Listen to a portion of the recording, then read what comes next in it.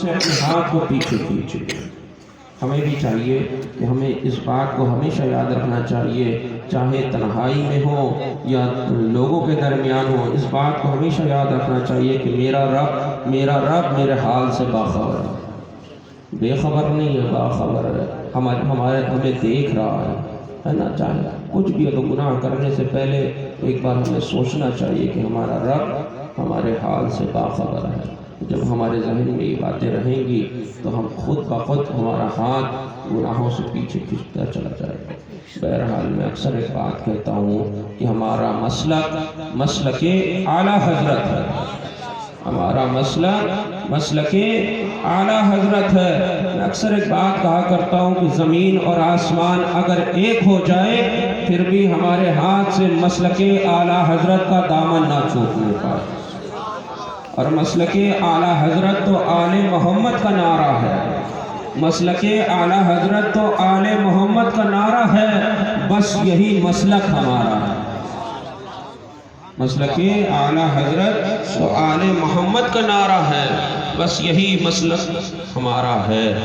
ماہرہ کے ایک بزرگ نے فرمایا تھا کہ حفظ ناموس رسالت کا جو ذمہ دار ہے، حفظ ناموس رسالت کا جو ذمہ دار ہے، یا الہی احمد رضا خان زندہ باد، ہے نا۔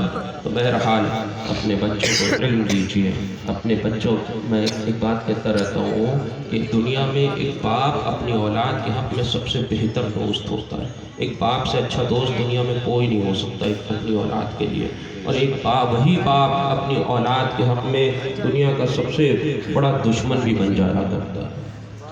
آپ کہیں گے کہ باپ دوست ہوتا ہے تو دشمن کیسے بن جاتا ہے؟ میں کہوں گا کہ جو باپ اپنی اولاد کے ہاتھ میں سب سے پہلے قرآن پاک پکڑائے پھر کتابیں پکڑائے، وہ باپ اپنی اولاد کے حق میں دنیا کا سب سے بہتر دوست ہوا کرتا ہے۔ اور جو باپ اپنی اولاد کے ہاتھ سے کتابوں کو چھین لے اور کام پہ بیٹھا دے، وہ باپ اپنی اولاد کے حق میں دنیا کا سب سے بڑا دشمن ہوا کرتا ہے۔ تو ہمیں چاہیے کہ ہم اپنے بچوں کو، ماہرہ نے پیغام دیا تھا، آدھی روٹی کھائیے اپنے بچوں کو پڑھائیے، ہے نا۔ ماہرہ کا پیغام ہے کہ آدھی روٹی کھائیے اپنے بچوں کو پڑھائیے۔ یہ اس وقت کے لیے کہ جب آپ کے پاس تھوڑا سا پیسہ ہو، اور اگر پیسہ نہیں ہو تو پھر آپ ٹیلی گرام کے پیغام پہ عمل کیجئے گا کہ دن میں روزہ رکھیے گا، رات کو بھوکے سوئیے گا، مگر اپنے بچوں کو علم دیجئے گا۔ دن میں روزہ رکھیے گا، رات کو بھوکے سوئیے گا، مگر اپنے بچوں کو علم دیجیے گا۔ بہرحال آپ سے یہی کہوں گا کہ اپنے بچوں کو علم دیجیے، اور یہ مدرسہ ہے، اس مدرسے کا ہر اعتبار سے اس مدرسے میں تعاون کریے۔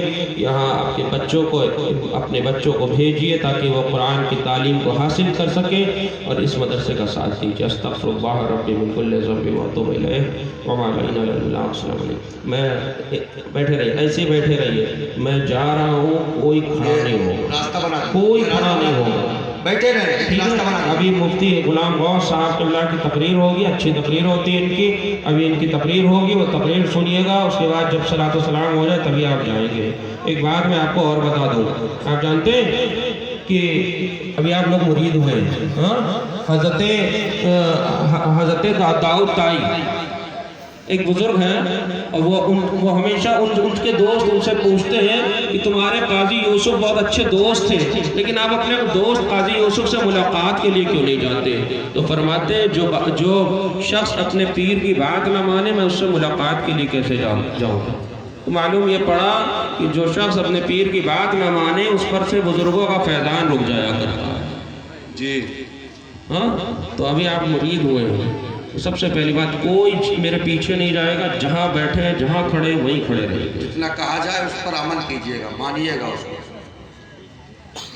حضرت تشریف لے جائیں گے، لیکن یہ دیکھیے اسٹیج والے بھی کبھی کبھی اتنا بے قابو ہو جاتے ہیں، آپ لوگوں کو تھوڑا سا جو ہے اس بات کا خیال رکھنا چاہیے۔ نہیں بھائی، مسافہ نہیں کریں گے وہ کسی سے، ابھی منع کیا حضرت نے، کسی سے مسافہ نہیں کریں گے۔ کام کریں۔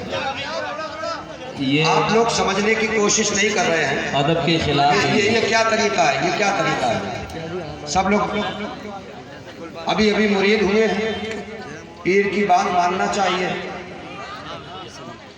بیٹھ جائیے اب آپ لوگ۔ جلسے کا جو خصوصی خطاب آپ کو سننا ہے وہ خطیب منبر نور پر مکمل